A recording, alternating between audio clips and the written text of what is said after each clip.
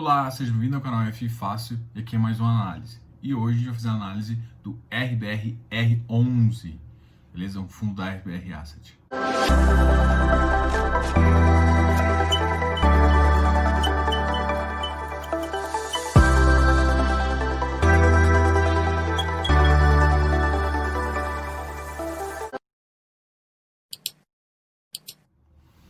Para a gente começar, o que a gente vai falar? A gente vai falar que ele está passando por uma quinta emissão. Então eu vou comentar um pouquinho da quinta emissão, depois a gente fala um pouco das ideias do fundo e como a gente analisa ele. E com isso eu sempre dou a minha ideia de que se faz sentido entrar ou não. O RBRR11 está na quinta emissão. O fundo tem um PL de 678 milhões e VP de 97,79. Atualmente no mercado, ele custa R$ 99,15 e está vindo com a quinta emissão para captar 150 milhões. Essa oferta é uma oferta 476, o que significa que ela é de forços restritos. Só vai conseguir participar ou quem é investidor profissional ou quem já está no fundo. Essas cotas também não vão ser negociadas no âmbito da B3, apenas via escriturador, beleza? Isso é muito importante. Diogo, como é que funciona esse escriturador? Você tem que manifestar, entrar em contato com o escriturador, manifestar seu desejo de vender, falar que você está dando direito ou vendendo direito de X para X pessoas. E essa pessoa tem que ser cotista também. Tem uma pequena diferença em relação à emissão do mercado. Muita gente chega e pergunta assim, cara, olha, vou flipar. Bom, eu vou dar minha opinião sobre isso e depois a gente fala o que para mim compensa e o que não compensa. Bom, flipar, para quem não conhece, é justamente tentar entrar na oferta e ganhar esse spreadzinho entre a oferta e o mercado. Bom, o valor, a diferença está muito apertada. A diferença de R$2. Tem o tempo que a gestora demora para fazer locação. A RBR normalmente não demora muito, mas do período que você subscreveu até você ter full direito da cota, o recibo virar realmente o ativo, pode demorar em torno de 2 a 3 meses. Fazendo essa consideração, a gente ainda tem um valor um pouco mais apertado. O RBRR tem distribuído 0,55 por mês. Fazendo essa conta aí, você basicamente tem uma diferença de 1,50 para entrar. Então o que eu acho? Para flipar não é um bom spread, porque qualquer coisa que acontecer no mercado, o preço pode cair e não ficar interessante para quem está querendo fazer esse tipo de operação, ok? Contudo, se você vai entrar no ativo, para mim faz sentido já. Por quê? Porque o ativo está mais barato que o mercado, você vai ganhar um preço. Na minha cabeça, não faz muito sentido flipar, o risco-retorno não vale a pena, você está com um spread muito alto, mas para você que está querendo entrar, faz sentido, certo? Você está pagando mais barato. Eu tenho comentado com vocês que a gente tem um problema, não vou dizer um problema, mas uma situação de crédito que pode complicar. O que é essa situação de crédito? Há mais fundos de papel estão ficando abaixo do VP. Isso tem várias considerações. Uma que o CDI começou a pagar muito mal e muita gente não está querendo comprar ativos CDI+, ou CDI, e os ativos que têm se comportado melhor, principalmente os GPM, estão realmente sendo esticados. Mas a recomendação que eu faço é sempre comprar no VP ou muito próximo dele. No caso do RBR, ele está um pouquinho acima do VP, mas se você entrar na emissão vai entrar no VP. Então, assim, é um ativo que é bom, tanto é que ele voltou para o VP, enquanto outros ativos nem voltaram para o VP. O fator de direito é 0,2212. O aumento do capital do fundo é de 22%. É interessante também falar como que o fundo tem se comportado. E aí eu vou dar alguns números. Ele tem 678 milhões de PL, um número muito relevante para o mercado. Ele deu, na última distribuição, 0,55, equivalente a um yield mensal de 0,55, um yield bom, né? Lembrando que o CDI está muito baixo.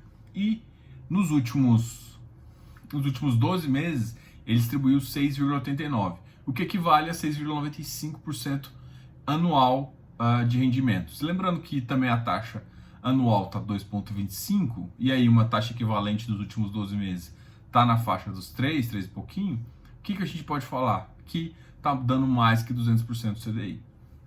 E líquido. Ele é um fundo high grade, e dos fundos high grades, ele é o que tem o maior retorno, assim, dentre os fundos, ele tem o maior retorno, e eu considero o risco dele muito aceitável, muito bom. E a gente vai começar a falar um pouquinho da carteira para você entender o que eu vejo de positivo na carteira dele para realmente ter essa diferença. E uma das coisas que você pode notar no mercado é que os ativos que são mais seguros e que têm um bom rendimento foram os primeiros que voltaram para o VP e estão ficando fixo nessa posição. É importante lembrar que o fundo iniciou a operação em maio de 2018, é um fundo que tem mais de 2 anos. O valor mínimo de oferta é de 10 milhões. E assim, eu duvido que os 10 milhões eles não vão conseguir. Os 10 milhões provavelmente vai ser muito fácil deles conseguirem. Para mim, veio interessante, veio num momento bom de mercado, apesar de agora ter uma competição um pouco maior em relação ao crédito. Em termos de valor, é um valor abaixo do valor do mercado, o que deixa uma atratividade, mas o valor, o spread não está tão alto para atrair muita gente fazendo flipagem. No site fifácil.com eu estou colocando um artigo em conjunto com esse vídeo aqui, então tem esse vídeo e o artigo, eles são complementares, lá é como se fosse o roteiro, eu sigo o que está falando lá. E por que eu estou te falando isso aqui? Porque justamente todas as datas importantes estão lá. Eu não vou aqui falando de data, porque na verdade data você pode ler. E aí eu só reuni as informações para você conseguir num lugar melhor, tá? Tá querendo saber as datas? Quando tem que fazer? Cara, olha lá no site. Cara, e outra coisa aí é um recado um pouco mais genérico. Toda vez que você quiser entrar numa oferta, saiba exatamente as datas. Porque muita gente tem comprado direito e simplesmente esquecido de exercer. Ou esqueceu das datas. Não existe esquecer de data. Você tem que comprar um ativo, principalmente o direito ele tem um prazo, é um ativo com prazo. Então, se você comprou um direito, você tem que saber exatamente o calendário. Não sabe, pergunta, tá? Tem muitos sites hoje em dia que te dão essa informação. O próprio site da B3, do FI, tem sites específicos de emissão, Ticker 11, Palafita. Então, tem muito lugar interessante para você pegar essa informação. Você não pode comer bola aí. Fechou? Não come bola. De qualquer forma, eu coloquei os dados aqui desse RBR11. Mas tem muito outro fundo de papel que estão lançando agora também. E que vale a pena você dar uma olhada se você tem interesse de fazer a emissão. Agora vamos falar um pouquinho da RBR Asset, de como eles analisam a parte de crédito. Eu tenho um vídeo que eu fiz com eles, uma live antes de eles entrarem, explicaram um pouquinho, falaram um pouco do RBRR, do RBRY. Então, para você conhecer um pouquinho da RBR, da história da RBR, para você entender, veja a live. Eu vou deixar aqui, vai aparecer no card para você, beleza? Então, se você tiver interesse em saber mais da RBR Asset, dá uma olhada nesse card. Como está a carteira do RBR? Fez um portfólio bem diversificado e tem um fluxo forte e concentrado em São Paulo. Em parte em São Paulo, 69% é em São Paulo, de toda a carteira de operação deles, e desses 69%, 73% é justamente focada em São Paulo, capital mesmo. A RBR, ela é focada em São Paulo. Qual que é a ideia deles? Eles conhecem muito aquele mercado. Faz sentido para eles entrarem em mais operação onde eles conhecem a garantia e sabem ficar ali próximo da operação. Então, é essa a ideia deles. A gente às vezes fala que diversificar e tudo mais. Normalmente a gente faz parte de uma diversificação, porque como o mercado de São Paulo está um pouco saturado, o que acontece é que normalmente as taxas ficam muito exprimidas. E o mercado com taxa exprimida e às vezes um outro fundo com taxas um pouco melhores, muitas pessoas deixam de optar, às vezes esquece de diversificar a carteira e opta sempre por taxas mais altas. Só que a RBR consegue duas coisas. Ela consegue manter a concentração em São Paulo e consegue manter boas taxas.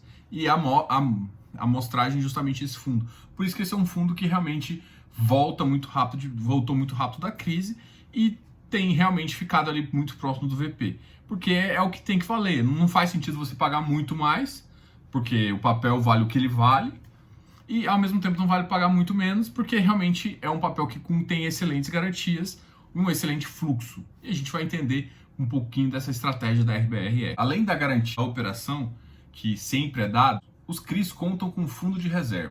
Esse fundo de reserva depende um pouco de como foi estruturada a operação, mas é entre 3 a 5 PMTs, ou seja, pagamentos mensais desse fundo. Isso garante com que mesmo em situações ruins, os seus juros vai ser pago. No relatório ele fala justamente desse bom portfólio que eles têm, desse fluxo sólido das operações dele, dos fundos de reserva da operação dele.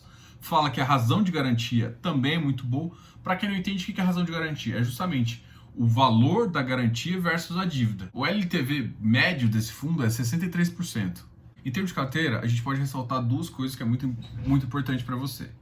A primeira coisa é o seguinte: hoje em dia A operação deles conta com 36 CRIs. Eles fazem operações estruturadas dedicadas. Isso para quem não conhece muito o mercado, isso é o principal. Existem fundos que não estruturam a própria operação. A melhor forma de você conseguir boas taxas e boas operações é você estruturando. Só que assim, você tem que ter um pipeline de geração, alguma fonte, algum parceiro que traga essa operação para você ajudar a estruturar. E aí tem um detalhe muito interessante que eles falam isso e fica muito bom. Quando você traz essas operações, existem FIIs. É justamente FII que é de quem traz a operação mesmo. O que o fundo faz? O fundo, quando ele gera a própria operação, quase todos os FIIs são convertidos para o próprio fundo. O que acontece? Ele dá mais ganho para o cotista e é claro que ele consegue... Como é que ele ganha nisso? Ele ganha mais taxa de administração e performance. Entendeu? Então, assim, não é uma situação ganha-ganha.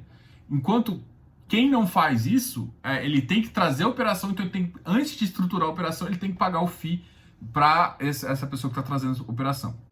Isso é um detalhe muito interessante da RBR, por justamente fazer a estruturação. Isso, cara, vocês não têm noção de tanto que isso é importante.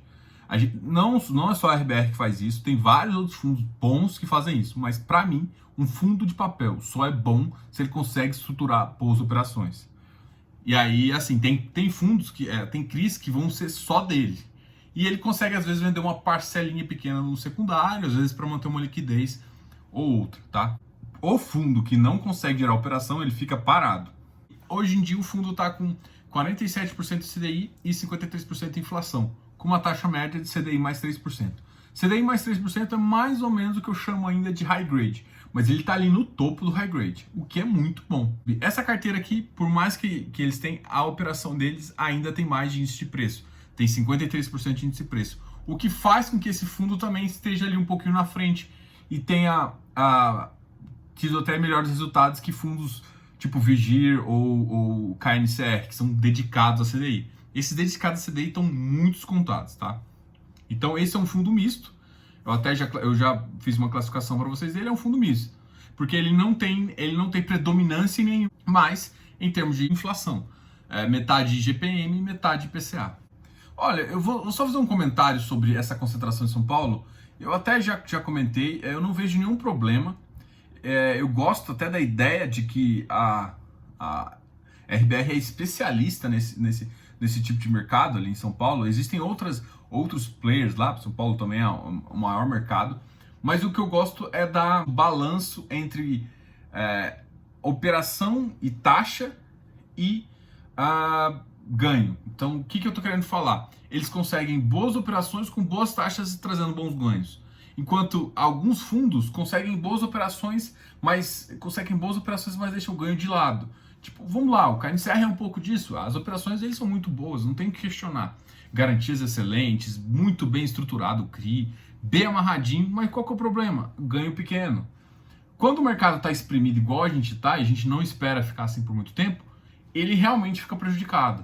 O que o RBR tem? Não, o RBR tem operações boas, com garantias boas, e com lastros também interessantes, e mesmo assim as taxas que ele coloca para dentro da carteira são taxas boas. A gente vai falar de diversificação, a gente tem costume de sempre falar que diversificação é uma coisa boa.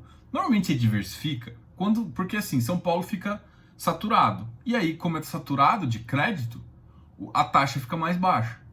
Natural, o mercado funciona assim, mais oferta, o preço vai cair. Mas, ok. E aí o que acontece? Então essa taxa é mais baixa. Mas o que o RBR consegue fazer é justamente manter essa taxa num nível adequado para o mercado e fazer isso. Outros fundos acabam diversificando a carteira. Diversificar em região é melhor porque, por exemplo, se acontece alguma coisa com São Paulo, São Paulo, por exemplo, foi muito prejudicada em termos de Covid, né? Talvez uma das cidades que foram mais prejudicadas, toda essa concentração acaba gerando um aumento de risco. Risco pontual ali. Essa é uma consideração. Mas, no geral, como você amarra muito bem as garantias e o lastro, e eles pulverizam, aí qual que é a tática deles? Eles pulverizam dentro de São Paulo em vários mercados. Então é isso. Então, assim, é uma opção que eles fazem. Se prejudicasse a taxa, poderia ser, você poderia considerar um equívoco, mas não prejudicar a taxa. São Paulo tem as vantagens demais, né? Tipo, é mais fácil de você precificar qualquer garantia, é mais fácil de acompanhar a operação e é o know-how deles. Então, para a RBR, essa conjuntura de fatos facilita e impulsiona. Mas assim, eu ainda gosto de uma tese de diversificação. Mas isso me impede de entrar nesse fundo? Não, muito pelo contrário. A grande questão é que agora, como eu sei que lá é muito concentrado em São Paulo, quando eu vou para um outro ativo, eu prefiro algum outro tipo de diversificação fazendo sentido a operação, tá? Não é simplesmente se diversificar por lugar, simplesmente. Porque São Paulo realmente tem as melhores garantias de operações, ficam mais fácil de você entender o mercado imobiliário. No relatório de junho, eles fizeram um comentário dos meses de maio, abril e março. E, respectivamente, o fundo distribuiu 116%, 125% e 115%. Como se distribuiu? Ou seja, ele distribuiu mais do que resultado. Isso foi por um fato de ele ter feito enorme ganho de capital em fevereiro. Fevereiro distribuiu apenas 56% e mesmo assim distribuiu 0,60%. O fundo tem uma estratégia tática e uma estratégia core. Ele tem essa posição tática que ajuda ele a te gerar um ganho diferenciado. A estratégia core, que é justamente essa estratégia que faz que tem um carrego maior para a operação. O que eu gosto desse dinamismo de gestão, tá? Diogo, mas é um fundo de papel. Sim, eu gosto de um fundo de papel que faça realmente uma gestão ativa. Porque às vezes, da mesma forma que eu falo que você que papel é papel, ele tem que ser negociado a VP, às vezes ele não está sendo negociado. E às vezes ele está no spread que faz sentido vender. Vender uma parcela, às vezes não para comprar, só que assim, você tem que vender e alocar. Porque senão você tem um ganho de capital, mas você não tem o que fazer. Então assim, é uma ideia, uma gestora boa, ela faz isso. E no geral, eu gosto do que eu vejo na RBR. Só que ainda o acumulado está 91,6%. E o fundo tem que distribuir 95%. Então ainda tem um certo valor para distribuir. Vou aproveitar aqui e conversar com vocês um pouquinho sobre operação. O que é uma operação boa de papel? O que eu sempre falo? Eu falo que uma boa operação é um bom lastro e uma boa garantia. Para quem não sabe, lastro é o pagamento dos juros. É quem paga ali o fluxo de caixa. É o fluxo financeiro, né? É quem faz realmente fazer o pagamento. A garantia é justamente o estresse da operação.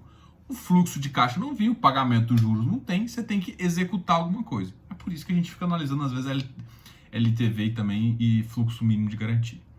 Ok, então eu tenho essa garantia boa. Então o que é garantia? Garantia é o seguinte: você deu pau na operação, o fluxo não veio, o lastro caiu, vamos dizer assim. Você pega a garantia para executar. Ou seja, você vai pegar para pegar seu dinheiro de volta. É essa a ideia. Então, quando que eu classifico uma boa operação? Cara, os dois pilares têm que ser fortes. O pilar do lastro e o pilar da garantia. Bom, a RBR, ela tem um processo, eu vou chamar de único. Muitas vezes, muitas empresas podem ter diligência, tá? Diligência de ativo e fazer essa análise. A RBR, ela expressa isso no relatório, que ela dá uma nota da operação para você. Então ela faz uma consideração e a nota dela é o que eu gosto mais, porque para você dá para você entender o racional deles para a questão de operação. Eu falo sempre de lastro e garantia. Lastro e garantia, que é uma boa operação, para ele tem um peso de 70%. Ou seja, se tiver um bom lastro e uma boa garantia, é quase certeza que a operação é boa. E aí eles vão e pegam uma pequena parcela, que faz sentido olhar também, que é justamente olhando governança e empresa. Ou seja, o que ele vai fazer? A empresa analisar balanço, analisar a estrutura da empresa. E a governança é como que essa empresa lida com alguns fatos. E governança, hoje em dia, a gente vê como um pouco de transparência, de compliance. Tudo isso a gente entra nessa caixinha de governança. E hoje faz muito sentido se analisar também. Então, o que eles estão falando para você? Olha, eu gosto de uma operação boa, ou seja, lastro e garantia, mas eu vou além disso e olho para quem eu estou emprestando dinheiro. Eu olho a empresa e o tipo de governança que essa empresa tem. Para um crédito corporativo faz muito sentido. Quando você começa a analisar um multi, para mim também tem que olhar um pouquinho de empreendimento, que muito provavelmente eles fazem isso também. Mas o que eu quero te falar nisso é que essa ideia, esse método que eles utilizam, é um método, acaba sendo um método que você pode começar a analisar. Só que ao mesmo tempo que eles fazem isso, eles pegam São Paulo e dividem setorialmente. Então, assim, eles não estão expostos, por exemplo, só no mercado, só, por exemplo, no mercado imobiliário. Então faz sentido esse papel justamente por isso, né? Eu tenho a tendência de preferir diversificação por região também, até recomendo isso, mas nesse caso, como ele diversificou por setor e São Paulo realmente tem um calibre maior para você explorar, não vejo isso como problema. Não vejo isso como problema e, na verdade, às vezes, em algumas fases do mercado imobiliário, é muito melhor. Em outras fases, por exemplo, Covid, pode ter gerado um pouquinho mais, porque São Paulo realmente, também como foi o centro, foi uma cidade que parou. Então, dá um medinho mais no frio da espinha, porque você não tá... Teve regiões ao longo do Brasil que teve impactos menores. Vou explicar um pouquinho de como é essa segmentação pelo tipo de risco, né? A gente sempre fala de risco corporativo e pulverizado. Para a RBR, ele considera 3 tipos: diversificado, multidevedor, que basicamente eu chamo de pulverizado. Tem umas nuances diferentes entre esses dois, mas vamos substituir, a gente pode substituir, em termos gerais, essa consideração. Porque, na verdade, o pulverizado, apenas uma parcela desse diversificado multidevedor é realmente um pulverizado clássico, tá? Mas tá, então ele tem uma parcela nesse diversificado, tem uma parcela no corporativo, que é normal, e tem uma parcela no que ele chama de estoque. O corporativo, eu acho que todo mundo está muito tranquilo. Na verdade, você está emprestando para uma empresa e com garantia é a empresa, é o balanço. Então, o corporativo ocupa mais ou menos 43% da carteira. A segunda maior parcela é o diversificado. O diversificado, ele fica ali no meio de um CRI BTS, de um CRI Sales and Leaseback e também de um CRI pulverizado clássico, tá? Então ele fica mais ou menos ali, ele tem parte pulverizado, então esse é o multidevedor dele, né? Ele chama de unidades residenciais prontas ou estoque. Como é que funciona isso? É basicamente o seguinte, ele cria uma hipoteca de um ativo, então o fluxo não vem... Se fosse um pulverizado comum, o fluxo financeiro seria o financiamento, né? E isso é pulverizado. Nesse caso, o fluxo financeiro não vem do cara que está comprando, o fluxo financeiro vem da incorporadora. É como se a incorporadora devesse o banco, e para liberar essa unidade, ela tem que pagar a hipoteca dessa unidade. Então é mais ou menos essa estrutura aí. É claro que a gente não chama de hipoteca e tudo mais, é um CRI mesmo, mas assim, ele pega o fluxo de vendas para pagar os juros dessa dívida e ao mesmo tempo que garantir esses imóveis. Dois detalhes desse estoque é que não interessa muito o balanço dessa empresa. O que interessa é realmente o fluxo, e aí o fluxo financeiro sendo positivo nesse sentido. Então, ele tem uma garantia, são empreendimentos bons. Então, o que você tem que analisar nesse caso é justamente se o prédio é bem localizado, se o preço está adequado, se é isso que o mercado está aplicando, porque se não pagar, se a empresa não conseguir honrar com o lastro, essa garantia que vai te cobrir. E assim, tá num preço adequado. É claro que você tem que pensar o seguinte, você não vai entrar agora e ele vai para 110, não é isso. Você tá comprando um preço e é esse o preço que você tem que pensar em sair. O que você tá ganhando realmente é o fluxo financeiro, que é o dividend yield, que é o rendimento. O rendimento é o que você tem que ganhar e realmente o rendimento tá bem acima do CDI e ele realmente entra numa consideração que o papel faz sentido. Esse é o resumo aqui, a gente analisou bem a carteira, analisou profundamente o detalhe de como eles fazem. Um detalhe importante aqui que eu gosto de frisar aqui é que eles fazem operação própria, isso gera ganho para o cotista. Isso gera ganho para o cotista eles fazerem a própria operação. Eles têm uma saída de mercado com alguns parceiros dele que faz com que eles consigam isso. Se torna interessante. Essa oferta vem num momento interessante de mercado, com um preço bom no VP, sendo que o mercado hoje está um pouquinho acima.